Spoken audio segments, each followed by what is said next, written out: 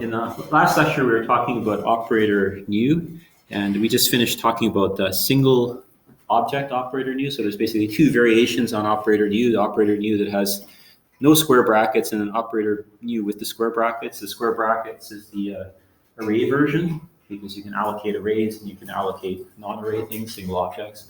So most of the comments for single object operator new carry over to the array version.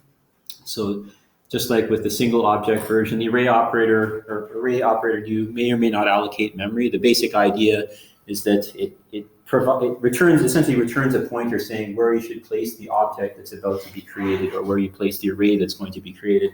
It doesn't necessarily get that pointer from allocation. Most typically it does, but it doesn't necessarily have to, as we'll see a little bit later. You can also overload array operator new, so there can be a global function, which probably in most cases tends to be the one that gets picked up. But you can actually overload operator new on a per class basis, in which case it would sort of get the priority unless you do : in front of the new operation. The return type, just like with our single object operator new, is void star, returns a generic pointer to something that we're not quite sure exactly what it's pointing to. And the first parameter for operator new, the array version, also is a size, the number of bytes for the array that you're going to allocate. So there's a few overloads that are provided by the standard library. And just like before, there's this no-throw variable that we can use in the standard library that has the special type no-throw t, which is, when we use this as a parameter, this no-throw variable is basically just to force a particular overload to be invoked for operator new. Basically overloads that don't throw exceptions. So just like before, we have basically 5 different overloads. There's 4 that are shown on this slide and then 1 on the remaining slide here. And they follow a similar pattern as for the single object operator new. We basically have the first 2 functions here. These ones are the ones that are called when we want memory allocation when it fails. In other words, when we fail to successfully decide on a particular place in memory where we can place an object, probably because memory allocation failed. In this case, it would throw an exception. Both of these functions throw an exception, and they throw in particular a bad alloc exception. The bottom 2 overloads here, they have the behavior that, and they basically both take this no-throw t type parameter. And these ones basically will never throw an exception under any circumstance. So if the allocation fails, rather than throwing an exception, they just return a null pointer. So the top 2 functions can never return a null pointer. Instead, they'll just throw an exception if things fail.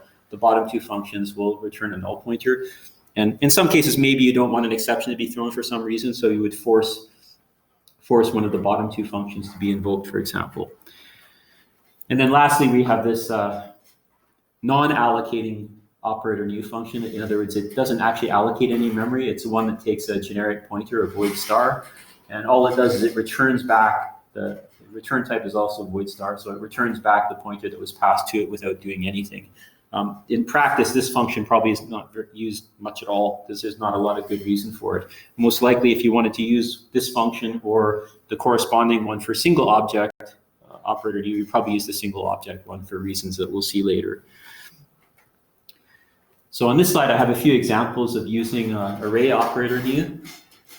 So the first example here is using with like std string. So here we have this pointer to a string, and we're using operator new to initialize that pointer. So we're using the array version, so we have these square brackets here, and we're allocating space for like 1,000 strings. So we have like 1,000 times size of strings, so that would be enough space to hold like 1,000 string objects in principle. And because this particular version of operator new that we're invoking here, which would correspond to, I guess it would be the first one from this slide here, because this one has a property that will throw an exception if it fails to get the memory that it's trying to allocate. Because of this, we can safely say that this pointer, if we hit this line of code here on line 10, that SP can't be null, because we couldn't have gotten to this line if the allocation failed, because it would have thrown an exception. And of course, then later, at some later point, we'd have to deallocate the memory, otherwise we have a memory leak. All we're doing here is just allocating some memory. This, again, doesn't create any objects. This is just allocating memory. It doesn't actually create any string objects in that memory. It's just doing allocation. And then here we have another example. In this particular case, we're providing a second argument to the operator new, this no-throw variable from the standard library. So what this is going to cause to happen is it will cause this overload here to be invoked. because obviously we can't call this one here because this only takes one parameter. In this case, we're invoking the version of operator new, which has a second argument which has type no throw t. So it's going to invoke this particular operator, and this is guaranteed to return a null pointer. It won't, if the operation fails, it will never throw an exception. So in this particular case, if we go back to the code example, we couldn't, for example, put an assertion on line 17 that says assert SP, because it's possible that we could hit this line here and SP could be null, because if this operation fails to allocate memory, instead of throwing it, returns a null pointer. So it would be valid for SP to be null here. And then in the last case here, where you're trying to invoke the very last overload, I guess it is, yeah, we're passing the second argument to operator new is this void star. So this is going to essentially force this particular overload to be invoked here. And essentially what this one is, it just returns the pointer we're passing to it. So basically this pointer that's being passed in, which is essentially the beginning of the array, a pointer to the beginning of the array, this is just going to be returned back by operator new. The reason we need the cast here is because the return type of operator new is a void star, a generic pointer. And in the language, if you want to convert a generic pointer to a specific type, you need to use a cast, because this might not be a safe thing to do. Because the compiler has no idea what the void thing is. Like, what are you actually pointing to? It's basically saying, I'm not really sure what type of thing it's pointing to. And you want to say, trust me. It really is an int in this case. Well, in order to get that trust, the compiler wants you to explicitly say this. So if you turn around later and say, there's a bug in my code, it can say, well, but you told me that it was an int. If it's not, the code won't work. But you're taking responsibility when you use a cast.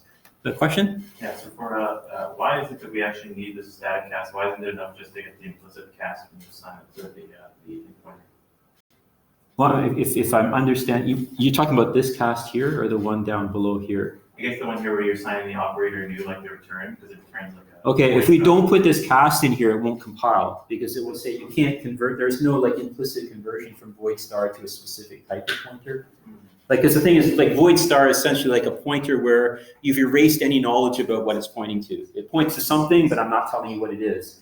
So if then you want to say, well, it points to an int, like, you need to be very, explicit to the compiler saying, although I said I don't know what it's pointing to, now I know due to knowledge that I have that it's pointing to an int. Like, it would be unsafe if the language allowed you just to cast void stars into pointers to like specific types. Going the other way is okay. You can take a pointer to int and just say, erase all knowledge of what it's pointing to and convert it to a void star. That's not a problem. You don't need a cast for that. But going in the other direction is dangerous, because you're saying, I don't know what it points to, but trust me, it's an int. But the thing is, it could be wrong. You might be wrong, right? If there's a bug in your code, your knowledge is wrong, then the code will do weird things, because it's expecting to be a pointer to an int, because that's what you said, but it really isn't. So this is why the conversion in one direction is safe. Like, you can always kind of erase the knowledge of what the pointer was pointing to, going to a void pointer. Going the other direction, though, is more problematic. It could be introducing things that aren't safe to do. Anyway, so it requires you to put a cast in. Any other questions? Mm-hmm. Yeah, what was the difference between operator new and just new again? So by new, I think you mean a new expression. Like, and prior to taking this course, for those of you, well, everyone in theory should have used C++ before. Probably you were exposed to new and delete, at least to some limited extent. At least this is what I've been told. But probably what you would have used was always in new expressions and delete expressions. You probably never would have used operator new and operator delete, because they're associated with more advanced level programming. So the new expression basically does, the way to think of it is new expression is implemented in terms of operator new, because a new expression does two things. It allocates memory, or somehow finds somewhere in memory where it can put something. And the way that it does this, it uses operator new. It calls operator new and says, give me a pointer that points to somewhere in memory where I can create this object that I'm about to create. And then the new expression goes on to actually create that object or array of objects. But operator new only allocates memory, that's it. And actually, sometimes it doesn't even allocate memory, because we have one overload that it just returns a pointer back that was passed to it and it doesn't do anything. But anyway, if you ignore kind of that special case, essentially it allocates memory, and that's it. But operator new never constructs objects in that memory. It just gives you some memory. Does that make sense? So I think you might be mixing up. And unfortunately, a lot of people, I noticed that they kind of sloppy when they're talking about C++, where they kind of use operator new as a synonym for a new expression. But they're very different things, and it's important to kind of keep a clear distinction in your mind. Otherwise, you get quite confused about things. And it's a similar story for for delete expression versus operator delete. They're two very different things. Operator delete just gets rid of memory, like releases memory, frees it. It doesn't destroy any of the objects in that memory, whereas a delete expression, it first destroys the objects in that memory and then releases the memory. So new expressions, they combine basically allocation and construction, and delete expressions combine deallocation and destruction, whereas operator new and delete are only the allocation part and the deallocation part. Any other questions? Yeah? Why do you need to cast A to avoid star if you said you could go from in pointer to avoid? Right. Well, this is not really strictly required, except that probably it's a good idea to do for safety, because the issue here is that you can overload operator new, and you can have as many overloads as you want. So someone could create another overload of operator new that takes, instead of taking a void star here, it takes like the specific pointer type that we're dealing with here, which was, what was it, an int? Yeah, I guess it was an int. So, for example, someone could have a version of this that takes int star, and maybe it doesn't do the same thing. It does something completely different from what this function does. The problem is if you leave out this cast here, then things would be fine. It's like it's an int star, but it won't call a function that takes a void star. If you actually had that overload there, like, oh, this is a better match than a void star, I'm going to call that version, and then it does something you don't expect. So from the point of view of safety, it's probably advisable to put this cast in, because this way you're guaranteed that it's going to call that specific overload, which is the one that's guaranteed that all it does is spits back the same pointer that you pass to it. But you're right, from the point of view of a cast, like you don't really need it, it will still compile. But there's this subtlety that if someone else does things with overloading, you might get the wrong version of the function call. Anyway, it's a good question. Any other questions? Okay. Then we have operator delete. I want to talk about in a bit more detail. So we have like single object version of operator delete, and then array version of operator delete. And they're just distinguished by whether or not there's square brackets after delete. So operator delete without the square brackets is the single object version. It's used to deallocate memory for an object that was allocated as a single object. In practice, it's most commonly, sort of statistically speaking, most of the time it's invoked through a delete expression. You can obviously directly call operator delete, but in a lot of cases it's invoked through a delete expression. So when you invoke a delete expression, as we talked about earlier in the course, delete expression will first destroy whatever objects are in the memory that are associated with the pointer that you're deleting, and then after it will use operator delete to deallocate the memory. So this is where operator delete comes in. And this is the version that is applied in the case of deleting a single object. Remember, with delete expressions, there's delete without square brackets and there's delete with square brackets. One deletes single objects, the other deletes arrays. Anyway, the return type of this function has no return type, it's just void, so it doesn't return anything, which sort of makes sense when you're deallocating. There's not really any need to return anything. It takes a parameter, which is the pointer, basically the void star, which is a pointer to the chunk of memory that you're going to be deallocating. What else do I want to say here? You're allowed to you can call operator delete with a null pointer, it just doesn't do anything, so it's safe to do. And you can also overload operator delete. So you can, on a per class basis, you can overload operator delete and basically kind of override the use of the global version. And this is the reason why sometimes you put like : : in front of delete, because even if the class provides its own version, maybe you always want to use the global versions of new and delete, so you can prefix them with : : There's 4 different overloads that are provided by the standard library, at least the ones that I want to talk about here. They all basically do the same thing. There's a number of different variations, but they basically all take a pointer as the first parameter, which is the pointer to the chunk of memory in which the object that's being deleted is residing, and basically it will deallocate the storage that's associated with that pointer. Again, operator delete doesn't do any destruction. It's only solely dealing with the allocation, deallocation aspect of things. And then here I have a code example where I'm directly invoking operator delete. Again, sort of in more advanced usages, we sometimes will directly invoke operator new and operator delete. But prior to this course, most likely I would expect probably most of you only maybe used new and delete expressions, but you never invoked operator new and delete directly. Anyway, but this is some example of actually directly invoking operator new. So here we're invoking operator new and we're trying to allocate enough space for a string. And then the pointer that's returned Again, we need a cast here because the return type of operator new is a void star, so we cast it to a string so we can successfully assign it to SP. And then down below is actually really what the slide is about. Down here, we're going to delete the pointer that we were given up above. So we're calling operator delete with SP. And again, this is just doing allocation and deallocation. This example is not actually constructing any string objects in the memory that's allocated. It's just allocating memory with the presumption that, I mean, to make this more useful, you'd probably in between the new and delete actually put some stuff into the memory that was allocated. And we have another code example down below here. This one, really the main point of this example is just to give an example where we're invoking a different overload of operator new. So here we're passing this no-throw variable from the standard library, which has type no-throw t. So this will force the particular overload. I guess actually we talked about new before, I guess, so I don't really need to talk about this here. The main point, I guess, of this example is we're going to use operator delete to delete the pointer that was allocated above, so we don't leak the memory. So we just call operator delete and we give it the pointer. Anyway, so operator delete is maybe not as exciting in the sense that there's not really as much things that we can do with it, or the uses are kind of simpler than new. So when you're calling size of string here, like what is the base size of string, since the string could be any length? It's the size of the actual object itself, right? So like the string class, like a string class object itself, it can't store the string like directly inside the string object. Well, ignoring maybe certain optimizations where if the string is small, it might actually have a special case for that and it actually puts the string inside the string object. But as you observe, like in the most general case, strings can be arbitrarily long, so that you couldn't actually store them in the string object itself, because when you, at compile time, the compiler needs to know what's the size of the object. So it's kind of what's kind of implied if you start thinking about how the string class would have to be implemented. You'd have to have some kind of like basically a pointer to somewhere else in memory that holds the data for the string. So maybe it has like a pointer and a size, and it points off to some other area that has the actual string content. But that pointer and size is fixed. The pointer is maybe say 8 bytes long, and the size is maybe 8 bytes long or something like that. That's 16 bytes.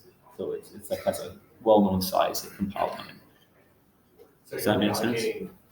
Like 16 bytes of memory here, or Well, just kind of as an example, kind of quickly. I mean, the reality is it's probably implemented more complex than this, because sometimes there's an optimization called small string optimization, where if the string is small, rather than having it in some heap allocated place and having a pointer point off to it, there may be a small array included inside the string object itself. And if the string is small enough that it fits, it will create it inside that string object rather than having it somewhere else and having a pointer point to it. But if we kind of ignore those sorts of things, but no matter what you do, I mean, the size of an object has to be fixed and known at compile time. So if you have something that's variable length, well, then you're probably going to be forced to having a pointer that points off to it somewhere else in memory, and then at runtime you determine how big that array is that pointer points to. So that without getting too much into the details of maybe how the string class is implemented, you could imagine kind of on a very basic level, you maybe have like a length of the string in byte, like the length of the string in characters, and then a pointer to an array of characters. And so you would have like the size of a string would be just simply the size of the count plus the size of the pointer plus possibly padding. Sometimes padding has to be added for alignment so things are properly aligned. Could you explain the consequences of just calling operator delete versus the expression delete, like destroying an object and then deallocating the memory versus just deallocating the memory? Well, they do fundamentally different things. Like a delete expression does two things. It destroys stuff and it deallocates memory. Operator delete deallocates memory and destroys. There's no destruction ever involved. And maybe the better way to think of it, essentially operator delete is being used by a delete expression. If you use a delete expression, the way that the delete expression releases the memory that is associated with what's being deleted is it invokes operator delete. But the thing is, you can also directly call it, which is what we're doing here. But percentage-wise, if you look in like the C++ code base, maybe percentage-wise, if you count up all the ways in which operator delete gets invoked, most of the time probably it's your delete expression would be my guess. Because it's only sort of more advanced usages where you directly invoke it yourself. But you can do it if you want. You can directly invoke operator delete. But a delete expression is a much more complicated thing than operator delete. Operator delete, you're just calling some function which presumably releases some memory. Whereas operator delete, it not only does it have to deallocate memory, but it's also destroying the objects that live in that memory first. So then is that, like, what consequences could happen if you just called the operator delete without first destructing the object? Like if you just free the memory outright? Well, then that object won't get destroyed. If you did that, so you maybe do like operator, like you do a new expression to create the object, allocate memory, create the object in it, and then you don't do a delete expression, but you just basically directly call operator delete. Then what would happen is you release the memory that object was in, but you didn't actually destroy that object. For some simple types, it might not make a difference, but what happens if that object had some memory allocated and has a pointer pointing off to that allocated memory? If you don't call the destructor probably would have freed that memory. Now you've leaked memory. Or if there's any other resources that you might have, like basically there's typically some, at least in more complicated classes, there's some cleanup that's done in a destructor, usually releasing some kind of resources, freeing memory, closing files, et cetera, et cetera. If the destructor doesn't get invoked, that cleanup isn't done. And typically the end consequences, you usually tend to be leaking resources of some sort, which is probably not a good thing to do. Yeah. Any other questions? Okay. Then we have array operator delete. So this is, again, distinguished from single object operator delete just by adding these square brackets here. And basically it's the same story. I mean, basically if you look at these bullets here, they're pretty much kind of copied from the earlier slide.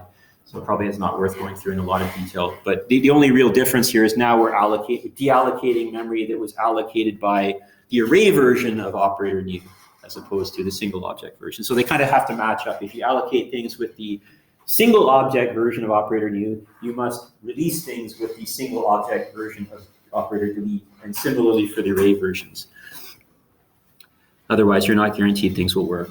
And then there's 4 overloads, just like for the single object version, so there's not really too much to talk about there. And then there's some similar looking code, which is probably not worth going through in any detail, because we're just doing, the point of this example is really line 11 and line 19, and we're just invoking array operator delete directly. And you can see it's the array version because we have the square brackets here, but other than that, there's not really too much which is significantly different from the earlier example. Any questions? Okay. And there's a few slides that I'm going to skip over here just because it goes into a little bit more detail than what's necessary. So this slide's a really important one, and this is kind of the whole point of why we're talking about any of this to begin with. But I want to kind of take a simple code example and kind of use this as a motivation for why do we care about any of what I've been talking about, because admittedly, well, I mean, a lot of the stuff in this course is kind of more tedious kind of stuff to understand. But if you care about efficiency, it's really critical, because otherwise there's certain things that you'll never be able to do in any reasonably efficient manner. So what I have on this particular slide here is an example of a class that implements an array of bounded size. So it's kind of like std vector, but the size, it can't dynamically grow. Like at the time you create the object, you have to say, this is the biggest this array will ever get, and you can't grow it beyond that. You can add elements up until that size, but once you hit that size, it doesn't grow bigger. It just gives you an error and say you can't put more stuff into this array. So this is what I mean by it's a bounded size. And then basically the interface, I'm only showing part of the interface. There's this ... here, so there's like a whole bunch of stuff that's missing, but it's not really relevant in terms of the point that I really want to get across here. I just want to focus on the destructor, one of the constructors and the destructor that's provided. So we have this constructor that's provided as part of the API for this class. And essentially what it does is it takes the maximum size for this array. Again, the idea behind this array, it has some bounded size, and the idea is in the constructor, we're going to allocate up front that amount of memory, so we never have to worry about like regrowing the size of the array or anything, and make sure that it's all allocated up front so we can't run out of memory later. So the basic idea is that the behavior that's intended to be provided by this constructor is it's going to allocate the space for max size entries, but the container is created empty. It won't actually put any data there. This is kind of the intention anyway. But the memory is allocated up front, and then you can add to it later. You can basically add elements into the array that's been allocated later. And I suppose you could implement things in the way that's shown here. In other words, you could implement the constructor in this particular way. So again, what we're doing here is inside the constructor, the first thing, well, maybe I should just point out kind of the meaning of these variables down here. This is following sort of a similar pattern to an example that we covered in a much earlier lecture where we're representing the array. The start is a pointer to the first element in the array. End is the end of the allocated storage. So it would be like the end of this block that we've allocated that starts pointing to. And then finish is a pointer which is one past the last entry that's in use. So when we create this bvec object that it's called here, bvec just stands for bounded vector, we're initializing start to an array of t's, because this is a container where the elements in the container have type t. So it's a template class. And the number of elements that we want to reserve space for is max size. So it allocates this array max size. And then the end pointer, which is one past the allocated memory, is going to be start plus max size. That's just kind of straightforward pointer arithmetic. The finish, which is basically going to be pointing to one past the last valid entry, we just initialize it to start, meaning that there is no data in the container to begin with. But there's something really horrible about what we're doing here. Like, this is really, really grossly inefficient. Also kind of stupid too, but it's really inefficient. Like, why is this a bad way to implement a container, like with the goals that we're trying to achieve here? Like, again, the semantics of the constructor, the intention behind the constructor is we want to create a container which is initially empty, but we've pre-allocated all the storage that we might need later, like so that we can always accommodate adding stuff to the container up to the maximum size that's allowed without worrying that, oh my gosh, we're going to run out of memory. So we allocate up front. But why is this a bad way to do things? And maybe I'll give you a hint. What does new do? This is really important. Like, this is a new expression. This is not operator new. New expressions do two things. One of those things we want to happen, it's going to allocate memory. It's going to allocate enough space for max size objects of type T. That's fine. But it's actually doing something else which is extremely computationally expensive, potentially, that we don't even want it to do, which is what? It's going to construct max size T objects. Yes, and max size could be large. Maybe it's 1 million. Well, what we're doing here, like, we're trying to create an empty container. Well, it is an empty container because the rest of the interface, the code, would be written in such a way that you wouldn't see these other elements that are constructed. But the thing is, there's no way for these objects that are being constructed here ever to be visible to the user because they're not really there. They're just there because we're not writing the code in the same way. So like kind of what's fundamentally at issue here is that we want to separate the point in time where construction happens and the point in time where memory allocation happens. We don't want them to happen together. And this is the type of situation where you start to resort to directly calling operator new and doing other things, which we'll get to in a moment, which is something called placement new, which is allowing us to construct objects at a certain place in memory. What we want to do is we want to separate the point in time where we're doing the allocation of memory versus the point in time where we construct objects in that memory. Because like fundamentally what we really want to do here is we only want to allocate the memory for the array. We don't actually want to construct anything in that memory. We want to do that later when the user gives us some objects to put into the container, then we'll copy that data into the container and construct objects then. But this is not what we're doing. We're actually constructing a bunch of objects that we're never going to use, no one's ever going to look at, but we're still paying the price to construct them.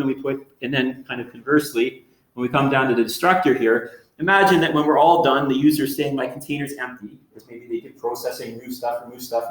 Then when the container's empty, it means they're done their algorithm. They would expect that this destructor is going to be very fast. You just deallocate the memory, but it's going to be very slow because now you're going to destroy all the millions or however many elements are in the container, because even though the container seems to be empty from the user's point of view, you have that array of objects which now are going to be deleted. And deleting basically is also going to destroy those objects as well.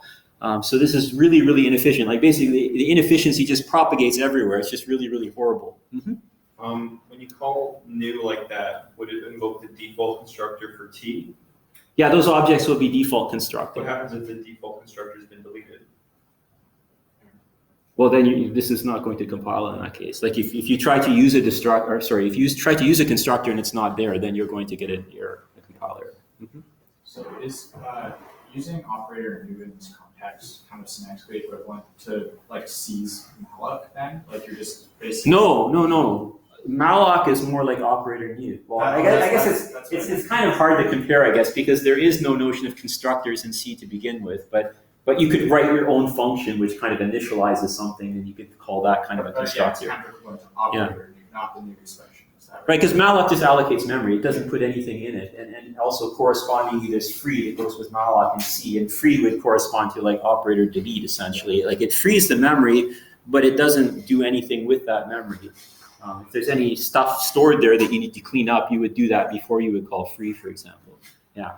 So if that's helpful, if you come from the C world, you might think like malloc free, kind of like operator new, operator delete. But that's all they do. They just deal with memory allocation, deallocation. They don't deal with any of the kind of the behavior relating to what's actually in that memory and do I initialize it, destroy it, and so on. So like in the destructor, then we have kind of a similar problem, which is kind of at the heart of the problem is that what causes us grief is we have two operations going on when we have a delete expression. We have the actual destruction of the objects that are in the memory, and then we have the deallocation of the memory. And really what we'd like here is at this point, we really only want to be doing the deallocation. Like, because if we're saying like if the container is empty, we only really want to be doing the deallocation. We don't want to be like destroying bogus objects. But this is basically going to destroy everything in the array. Because like essentially the way we've written things, there's no way not to have things. The container effectively is always full. The user doesn't see it, but from our point of view as the implementer, the container is always full. Even if you put nothing in the container, it always has max size elements in it. They're always constructed, they're always destroyed, even if the user doesn't do anything. And this is what we'd like to avoid. So essentially what we want to do is we want to split, again, memory allocation and construction, and we also want to split deallocation and destruction and do them at different points in time. So the question becomes, what's the mechanics of this? How do we achieve this in C++? And this is where placement new comes into play. So earlier we talked about how with the new expressions, there's optional placement arguments that you can pass. And syntactically, they appear between the keyword new and between the type that you're trying to allocate. In this case, it's stood string. So the thing that's in parentheses here is a list of arguments. In this case, there's only one, which is this static cast blah, blah, blah buffer, basically buffer that's been casted to some other type. And basically what we can do here is we can use, if you recall, there's one overload of operator new that takes as its second parameter a void star. And what we can do here is we can force that, the mechanism whereby you kind of exert control and force particular overloads of operator new to be invoked is you use placement parameters, these ones that are in this parenthesized list here. Because these arguments here get just added onto size. Like the first argument for operator new is always a size that you're allocating. And then what happens is the placement parameters get stuck onto the end. So you can control how many parameters there are and what their types are by sticking on additional parameters in this placement argument list here.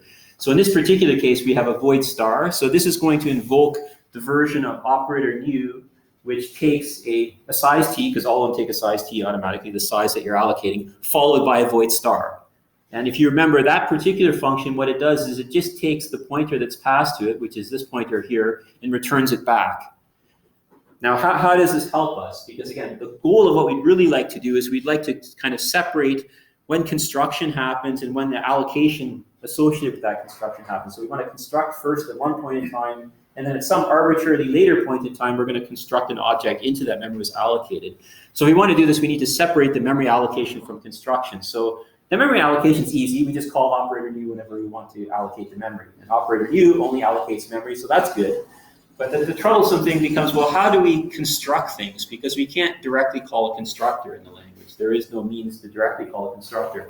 So the trick that we use here is what we're doing here, which is what I'm trying to describe. So we're using a new expression where we're adding a placement argument that's the type of it is void star. So this is going to invoke the particular overload of operator new that all it does is returns back the pointer that was passed to it. So if you think of the kind of the algorithm that's involved or associated with a new expression, effectively what it does is it first of all will invoke operator new, and the particular version of, and the reason it invokes operator new is it's asking operator new, please return me a pointer to tell me where I should construct the object that's being created. So the way that this works is that the caller here has allocated some space, this buffer here. They've made it big enough to hold a string so that it's enough characters in size. This is a char buffer, so it's enough characters in size to hold a string. We've also been careful to make sure that the buffer is properly aligned for a string. So we're using align as. It's not good enough just to make sure that the buffer has the right size. You also have to make sure it has the right alignment as well. But anyway, we've been very careful to make sure the buffer is big enough and has suitable alignment to hold a string. So we're good to go to actually create a string in that buffer. But how do we do that? So in other words, if I actually want to create the string specifically in this chunk of memory here, how can I do this? Because again, you can't invoke constructors directly.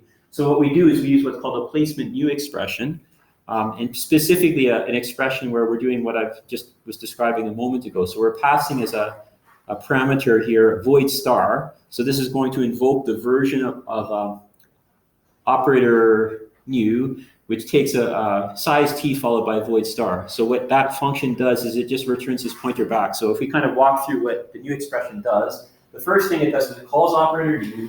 It's going to pass it as a size t. It's going to pass this size, the size of the string, or actually the size of, it's going to pass the size of the string because this is the type we're allocating.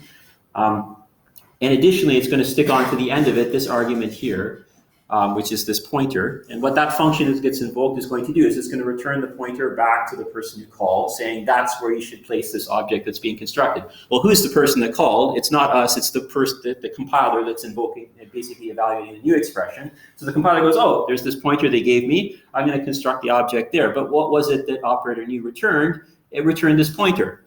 So this is going to have the end effect of constructing the object in buffer, like in the address that's referenced by buffer. So effectively, this is the mechanism in the language whereby we can construct objects at specific places in memory. It's a little bit convoluted, but it's because we can't directly call a constructor. So the only other way we can do it is through some other mechanism, and this is the mechanism the language gives us. This is where the term placement arguments come from. One of the big applications of these additional arguments that are provided to new, like these optional arguments that follow the new but precede the type you're creating. One of the main purposes is for what's called, basically creating objects at a particular place in memory. Hence the term placement new or placement arguments. But they also have other effects as well. We saw you can enable and disable exceptions by using no throw and stuff like that. But one of the big applications is what we're talking about here. So after this line executes, what we'll have, like after this new expression is evaluated, we'll actually have a string that's being created in this memory, the memory associated with this array here. And of course, we need to get rid of it as well if we don't want to leak it. So this is not shown here, but at some point later we would have to destroy that. I think that's all I want to say about this slide. Any questions so far? So to give some examples of using placement new here, I guess I only want to focus on the first two examples because the third one goes into some stuff that we haven't seen in the course and I don't really want to talk about. So just look at the first two examples, func1 and func2. So in the case of func1, what I've done is I want to try to, this is kind of a very convoluted way to create an integer and initialize it to the value 42. I could have just said something like, int I equal 42, but no, that would be too easy. So what we're going to do is we're going to use like some very convoluted code to do this. So I'm going to create a buffer like in memory, which is big enough to hold an int, so it's size of int. And I'm careful to align it properly so it can hold an integer value, so it's aligned with the alignment of an integer. And then what I'm going to do is I'm going to construct an integer directly into that chunk of memory. And the way I'm going to do this is using placement new. So I'm going to invoke new. And I'm going to give it one placement argument, which is this void pointer, which is basically the address of the buffer. And what's going to happen here, again, when new gets invoked, it's going to call the overload, which basically returns this pointer back to the thing that was calling operator new, which is the new expression being evaluated. And the new expression goes, oh, I need to create this object at buffer in memory. So then it initializes. It's not really correct to say it's constructing. Well, it's constructing, I guess, but it's not invoking a constructor. It's just doing an initialization because int is a built-in type. There's no constructor. But effectively, it's just going to initialize it to the value 42. It's 42 because that's the initializer that we've given to int here. And then the next line is just illustrating what the code's actually done. So for example, we're guaranteed that the pointer that's returned by new is going to correspond to the address of this buffer. In other words, the int really is going to be placed in memory at buffer. And also, we're going to check if we dereference what that pointer points to. In other words, look at the object we've created. It actually is equal to 42. And this assertion will always be, will always pass. It's not going to fail. And here we're doing a similar thing, but in this case, we're using a user-defined type. So it's something that would have constructors and destructors associated with it. So in this case, we're trying to create a string. So we're creating this buffer, which has size of strings. Stood string, so it's going to be big enough to hold a string. We're also careful to make sure that the alignment is suitable for a string. And then we're invoking new. Again, we're using a single placement parameter, which is a void star, which is the address in memory where we want this thing to be constructed. And we're passing an initializer for the constructor of hello. So this is going to create a string which has the value of hello. But what's special about this, it's going to construct this string into this chunk of memory, which is this buffer. It's going to construct it directly into this buffer. So essentially what we're doing here is we're exerting control over where things are being constructed in memory. So with this in mind, now we have a way to separate allocation of memory from construction. Because if we want to just allocate memory, we directly call operator new. And we don't want to actually construct stuff in it. And if we want to construct something, but we don't want to allocate memory, we only want to do the construction step, we can do something like what's shown on this slide, where we're using a new expression, using placement new syntax, forcing things to be constructed at a particular place in memory.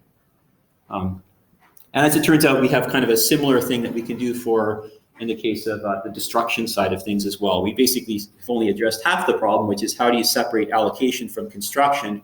Now we have to figure out, well, how is it that we separate destruction from deallocation? Because this is the other key thing that we need to do if we want to implement this bounded vector class that we were talking about in an efficient way.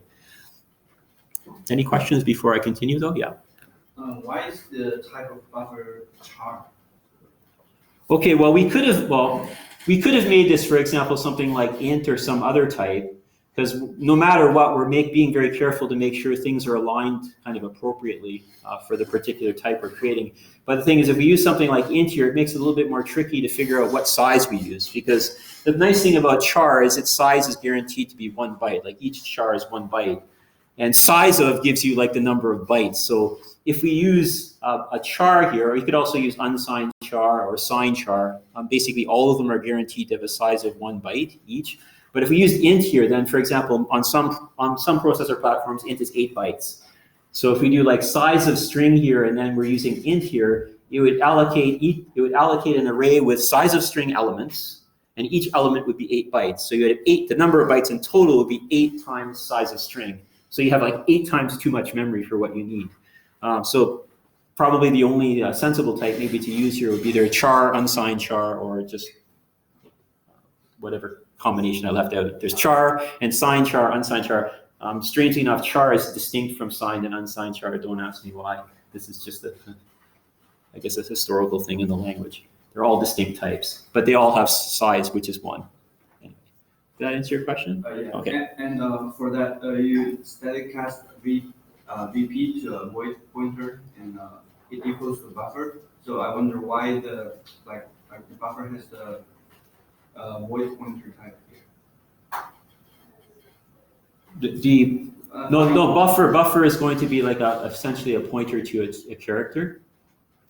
Yeah, I mean, but on the left, is static cast VP to void pointer here. Yeah, but for example, buffer can be converted to a void star. You can always convert things to void star. You can't go the other way. So this is a void star. This is effectively, I guess, a pointer to char. But a pointer to char can be converted to a void star, and then it can compare.